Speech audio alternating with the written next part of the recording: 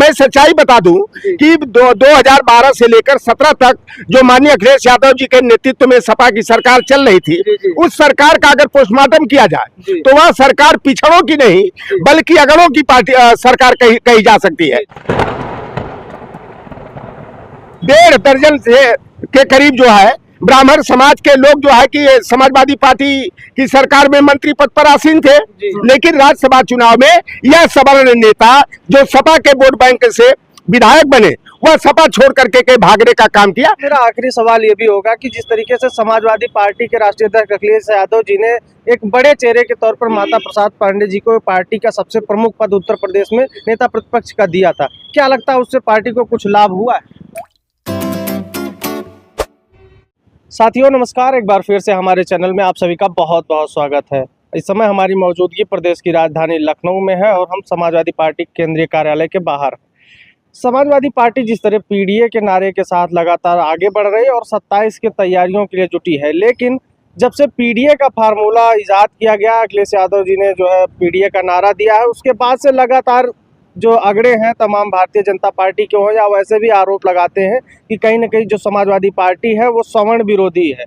इसी मुद्दे पर बातचीत करने के लिए हमारे साथ बहुजनों की बहुत बड़ी आवाज़ चौधरी लौटन राम निषाद जी हैं, जो लगातार अपने बेबाक अंदाज से तमाम पिछड़े और दलितों की आवाज़ को बुलंद करते आए हैं। सर बहुत बहुत स्वागत है। धन्यवाद लोक बंधु चैनल को। इस चैनल के जो भी व्यूअर हैं, मैं आग्रह करूंगा लाइक करके, सब्सक्राइब करके, शेयर करके जनता तक सही आवाज पहुंचाने में मदद करें। सर जिस तरीके से आरोप लग रहा है, बहुत से सवर्ण नेता हैं जो ये आरोप लगाते हैं कि जिस तरह से समाजवादी पार्टी पीडीए की बात कर रही है, पीडीए में सवर्ण नहीं आता और जो समाजवादी पार्टी वो सवर्ण विरोधी है। देखिए, पहली बात मैं बता दूं, जो जातिवादी होता है वो समाजवादी हो नहीं सकता, और जो समाजवादी होता है वो जातिवाद में विश्वास नहीं रखता। समाजवादी पार्टी की स्थापना परम पूज्य नेताजी ने किया 1992 में, जब तो पिछड़े दलित मजलूम जो है, अकलियत है, पसमानदा है, गरीब गुरबा किसान मजदूर को ध्यान में रख करके जो है कि पार्टी को बनाने का काम किया। और पार्टी के ऊपर तमाम प्रतिपक्षी नेता जो हैं, दलों के लोग, भारतीय जनता पार्टी जैसे लोगों ने समाजवादी पार्टी को जो है एमवाई की पार्टी कहा कि हिंदू मुसलमान, ये यादव और मुसलमानों की पार्टी है। हर पार्टी का कुछ न कुछ कोर वोट बैंक होता है और आधार वोट को ध्यान में रख करके ही राजनीतिक दलों का गठन होता है। समाजवादी पार्टी का जो मूल वोटर है वह पिछड़ा दलित अल्पसंख्यक है, और साथ ही साथ जो समाजवादी पार्टी की विचारधारा में विश्वास रखने वाले सवर्ण हैं, वह भी समाजवादी पार्टी के महत्वपूर्ण अंग रहे हैं। जब समाजवादी पार्टी ने पीडीए फार्मूला को पिछले साल जो है कि आगे किया, तो तमाम लोग जो राजनीतिक लाभ लिए थे समाजवादी पार्टी की सरकार में, वह लोग कहते हुए सुने गए कि समाजवादी पार्टी ने जो पीडीए फार्मूला बनाया है यह ठीक नहीं है, अगर पीडीए बना है तो हम लोग कहाँ रहेंगे। मैं सच्चाई बता दूं कि 2012 से लेकर 17 तक जो माननीय अखिलेश यादव जी के नेतृत्व में सपा की सरकार चल रही थी, उस सरकार का अगर पोस्टमार्टम किया जाए तो वह सरकार पिछड़ों की नहीं बल्कि अगड़ों की पार्टी सरकार कही जा सकती है। मैं आपको बता दूं, जहां ब्राह्मण समाज की बात पहले नंबर पर कर लूं कि विधानसभा का अध्यक्ष नेताजी जब मुख्यमंत्री थे 2004 से लेकर 2007 तक, तो विधानसभा के अध्यक्ष जो है माता प्रसाद पांडे जी थे। 2012 से 2017 देखा जाए तो माता प्रसाद पांडे विधानसभा के अध्यक्ष थे। आज जो है प्रतिपक्ष के पास सबसे बड़ा अगर कोई पद है तो नेता विरोधी दल का होता है, और आज उस पद पर जो है माता प्रसाद पांडे जी आसीन है। इसके बाद अगर देखेंगे तो ब्रह्माशंकर त्रिपाठी को कैबिनेट मंत्री समाजवादी पार्टी ने बनाया था। उसके बाद शिवाकांत ओझा हो, चाहे राजाराम पांडे हो, चाहे डॉक्टर मनोज पांडे भगोड़ा, एक कैबिनेट मंत्री थे। वहीं पर जो है कि चाहे पवन पांडे की बात कर लीजिए, चाहे विजय मिश्रा गाजीपुर की बात कर लीजिए, अभिषेक मिश्रा की बात कर लीजिए, 1.5 दर्जन से के करीब जो है ब्राह्मण समाज के लोग जो है कि समाजवादी पार्टी की सरकार में मंत्री पद पर आसीन थे। इसके बाद अगर राजपूत समाज की बात किया जाए तो अरविंद सिंह गोप जो बाराबंकी के, वह जो है कैबिनेट मंत्री थे। हमारे यहाँ के जो ओम प्रकाश सिंह हो, चाहे राजा भैया हो, चाहे राजा हरिदमन सिंह हो, राजा आनंद सिंह हो, राजकिशोर सिंह हो, ये ठाकुर बिरादरी के जो है कैबिनेट मंत्री थे। और स्वतंत्र प्रभार में अगर देखेंगे आप तो चाहे मदन चौहान की बात कर लीजिए, पंडित सिंह जी की बात करिए, चाहे आपका राधे श्याम सिंह जी की, ये लोग जो है कि ओहदेदार पदों पर आसीन थे। हम कहते हैं कि अगर समाजवादी पार्टी बदनाम है या मुआई फैक्टर के चलते, और मुसलमान जो है डंके की चोट पर जो है समाजवादी पार्टी के लिए अपनी जान जोखिम में डाल करके भी हमारा कोर वोट बन करके रहता है, और यादव समाज भी कोई प्रत्याशी लड़े, हिंदू लड़े, मुसलमान लड़े, अगड़ा लड़े, पिछड़ा लड़े, वह जो है कि समाजवादी पार्टी के नाम पर एकजुट होकर के तन मन धन से जो है उस प्रत्याशी को जिताने का काम करता है। अगर यादव मुसलमान समाजवादी पार्टी में अगर वो अहदेदार जगह पर रहे तो इस पर तो कोई टिप्पणी करने की कोई आवश्यकता नहीं, लेकिन मैंने देखा कि जो समाजवादी पार्टी की सरकार में खूब मजा लूटे। मैं देखा जौनपुर में गया, एक जगह हमारे पार्टी के बहुत बड़े नेता, और पता लगा कि उनके घर पर सपा का झंडा लहरा रहा है। तो ऐसे ऐसे लोग अगर भूमिहार बिरादरी की बात करेंगे तो नारद सिंह को कैबिनेट मंत्री बनाया गया। फिर एक जो है कि अंजना प्रकाश थी, शत्रुघ्न प्रकाश की पत्नी, शत्रुघ्न प्रकाश भूमिहार बिरादरी के, उनको जो है कि एमएलसी बनाया गया। उनकी पत्नी को चेयरमैन बनाया गया। रेवती रमन सिंह भी भूमिहार बिरादरी के हैं, उनके बेटे उज्जवल रमन को चेयरमैन बनाया गया।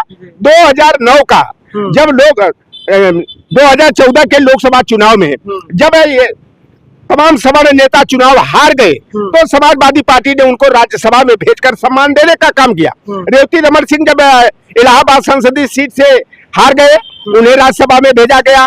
मोहन सिंह जब देवरिया से चुनाव हार गए, उनको राज्यसभा में भेजा गया। नीरज शेखर जो चंद्रशेखर जी के सुपुत्र हैं, उनको समाजवादी पार्टी ने बहुत ही सम्मान देने का काम किया। जब वह बलिया से चुनाव हार गए तो उनको राज्यसभा में भेज करके सम्मान देने का काम किया गया। और उपचुनाव था राज्यसभा का, उसमें अरविंद सिंह जी हैं हमारे गाजीपुर जनपद के, उनको राज्यसभा में भेजा गया। उसके बाद एमएलसी बनाया गया। आप देखेंगे अमर सिंह को राज्यसभा में भेजने का काम किया गया। तो समाजवादी पार्टी की सरकार में हमको तो लगता है लब्बो-लुआ कि सबसे ज्यादा अगर कोई राजनीतिक लाभ लिया तो वह हमारे सवर्ण समाज के लोगों ने लेने का काम किया। आप अभी देख लीजिए, पिछला विधानसभा का चुनाव हुआ और भगोड़े कौन निकले? राकेश पांडे को जो है कि जलालपुर से हमारी पार्टी ने विधानसभा विधायक बनाया। अभय सिंह कहते थे कि नेताजी हमको जूता से मार करके भी भगाएंगे तो मैं उनसे दूर नहीं जाऊंगा। और जब राज्यसभा का चुनाव हुआ तो अभय सिंह जो समाजवादी पार्टी के लोगों ने जिताया, जहां उनकी बिरादरी का 12,000-14,000 वोट है, वहां से गोसाईगंज से विधायक बनाया। राकेश प्रताप सिंह को विधायक बनाया। डॉक्टर मनोज पांडे को बनाया ऊंचाहर रायबरेली से। कालपी से जो है कि विनोद चतुर्वेदी को बनाया। लेकिन राज्यसभा चुनाव में यह सवर्ण नेता जो सपा के वोट बैंक से विधायक बने, वह सपा छोड़ करके के भागने का काम किया। अगर देखा जाए तो गैर यादव पिछड़ी जातियों को जो राजनीतिक सम्मान मिलना चाहिए था सपा सरकार में, वह सम्मान नहीं मिला।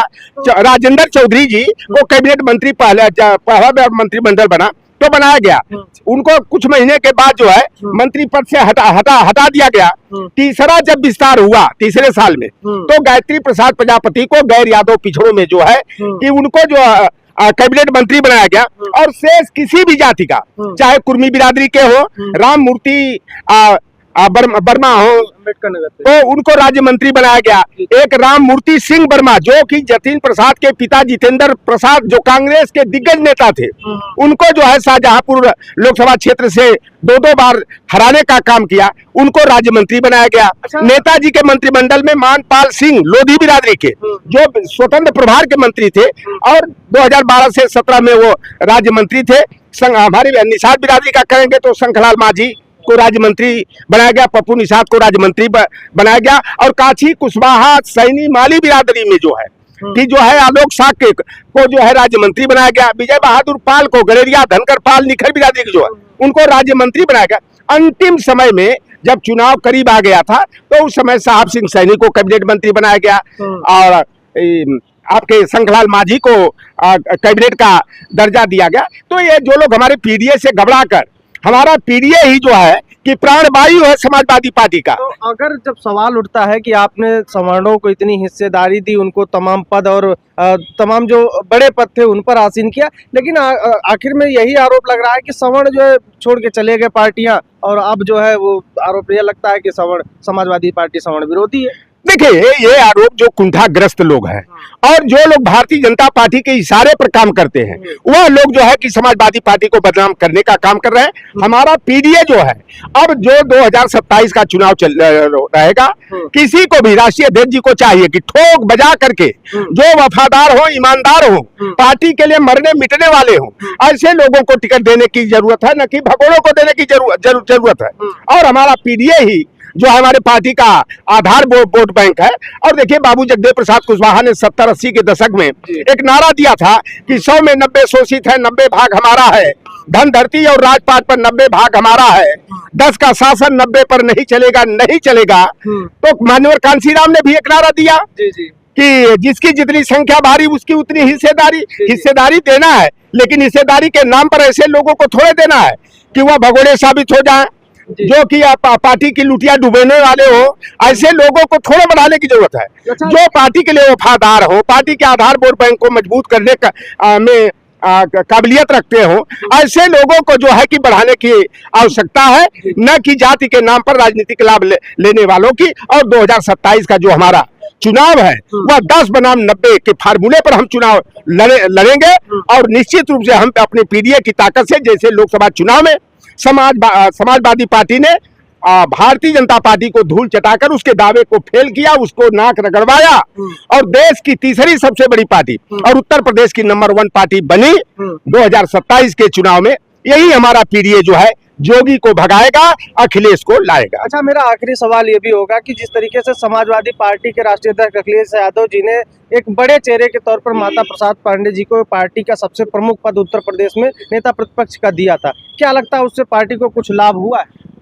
देखिए, लाभ राष्ट्रीय अध्यक्ष जी का यह निर्णय है, इस पर टिप्पणी तो करना उचित नहीं है। लेकिन अगर देखा जाए तो 2003 से लेकर 7 तक जब नेताजी प्रदेश के मुख्यमंत्री थे, यही माता प्रसाद पांडे जी को जो है विधानसभा का अध्यक्ष बनाया गया। जब माननीय अखिलेश यादव जी मुख्यमंत्री रहे, 5 साल तक जो है माता प्रसाद पांडे जी जो है कि विधानसभा के अध्यक्ष थे। आज जो है हमारी समाजवादी पार्टी के पास जो प्रतिपक्ष के रूप में सबसे बड़ा पद है मुख्यमंत्री के बाद, तो वह नेता विरोधी दल का है। आज उस पद पर जो है माता प्रसाद पांडे जी को रखा गया है। लेकिन यह देखा जाए, इसलिए इनको कि यह ब्राह्मण चेहरा है, लेकिन चेहरा उसे कहा जाए जो जहां जाए 10-5 हजार और दाएं बाएं करने की ताकत रखा जाए, तो हम मानते हैं कि ऐसे लोगों को चेहरा कहा जा सकता है। और माता प्रसाद पांडे जी को बनाया गया है, मेरा उस पर कोई गुरेज, लेकिन हमें ठोक बजा करके देखना होगा और जमीनी हकीकत कि हमारे वोट बैंक में क्या वृद्धि हो रही है, हमारे पार्टी का लाभ हो रहा है कि नहीं। और मैं देखिए, ये जो अंधविश्वास ढोंग पाखंड होता है, तमाम लोग कहते हैं कि माता प्रसाद पांडे जी की आंगज ठीक नहीं है, परछाई ठीक नहीं है, ये पार्टी के लिए शुभ नहीं है। तो यह अगर ऐसी बात की जाती है तो 2003 से लेकर 7 तक नेताजी जब सरकार में थे और माता प्रसाद पांडे जी विधानसभा अध्यक्ष थे, सपा की सरकार फिर नहीं बन पाई, मायावती जी मुख्यमंत्री बन गई। 2012 से 7 तक जब माननीय अखिलेश यादव जी मुख्यमंत्री थे, उस समय माता प्रसाद पांडे जी जो है कि प्रदेश विधानसभा अध्यक्ष से 2017 के चुनाव में आप देख लिए होंगे कि पार्टी की बड़ी बुरी हार हुई, दुर्दशा हुई। और अब ये 2027 का चुनाव है, इसके लिए जरा हमें देखने की जरूरत है, लिटमस टेस्ट करने की जरूरत है कि हमारा पार्टी का नुकसान हो रहा है कि क्या हो रहा है, कि हमारे पीडीए में पीडीए समाज के लोग कहीं सशंकित तो नहीं है। तो उसको ध्यान में रख करके हम लोगों को जो है आगे कदम बढ़ाने की जरूरत। और मैं एक बात बता दूं, सपा सरकार में 2 यूनिवर्सिटी बनी, एक माता प्रसाद पांडे जी के प्रयास से जो है सिद्धार्थनगर में बनी, 84 जो है प्रोफेसर की वहां नियुक्ति हुई, 84 में 83 ब्राह्मण केवल हुए, एक जो है कायस्थ बिरादरी का हुआ, और हमारी पिछड़ी जाति का एक बाबू भी नहीं बन पाया, यहाँ तक कि यादव बिरादरी का कोई बाबू नहीं बन पाया। आपको लगता है? और बलिया में जननायक चंद्रशेखर विश्वविद्यालय बना, वहां भी एक भी जो हमारा पिछड़ा वहां बाबू भी नहीं बन पाया, क्लर्क भी नहीं बन पाया। और बदनाम हमें किया जाता है कि समाजवादी पार्टी यादव की पार्टी है, अखिलेश यादव जो है जातिवादी है, यादववादी है। और आप बताओ, माता प्रसाद पांडे जी विधानसभा के अध्यक्ष थे। अंतिम समय में 71 जो है अनुभाग अधिकारी, सेक्शन ऑफिसर जिसको कहा जाता है, समीक्षा अधिकारी के पदों पर भर्ती हुई। 71 में 2 यादव ना पता कहां से हो गए, एक निषाद हो गया, सभी के सभी उनकी बिरादरी के हो गए, सभी के सभी सवर्ण समाज के हुए। और अभी पता लगा है, विश्वस्त सूत्रों से ज्ञात हुआ है कि अभी प्रतिपक्ष के नेता के रूप में 4 पदों पर नियुक्ति हुई है, उसमें एक भी हमारा पीडीए का नहीं हुआ है। चारों के चारों सवर्ण हुए हैं। तो भैया एक कहावत हमारे यहाँ कहल जाले, गाजीपुर, बलिया, गोरखपुर, देवरिया में, महू, आजमगढ़ में, कि खेत चरे गदहा अमार खाए जोलहा। तो मजा मारा कोई और, अब बदनाम हुआ हमारा यादव को नायक से खलनायक बना दिया गया।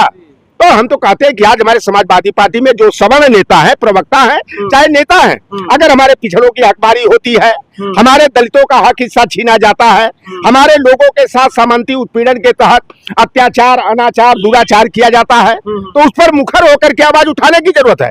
अरे वोट देने वाले हम हैं और हमारे पर आफत विपत आती हो तो जुबान पर ताला लग जाता है, मुंह में दही जम जाती है, तो यह बात नहीं होनी चाहिए। चलिए ठीक है, देखिए हम चर्चा कर रहे थे, हमारे साथ चौधरी लौटन राम निषाद जी थे और काफी बेबाक अंदाज में बहुत लंबी चर्चा हो गई। इस पूरे मामले पर आपकी क्या राय है, कमेंट बॉक्स में जरूर दीजिएगा। मिलते हैं वीडियो में, नमस्कार।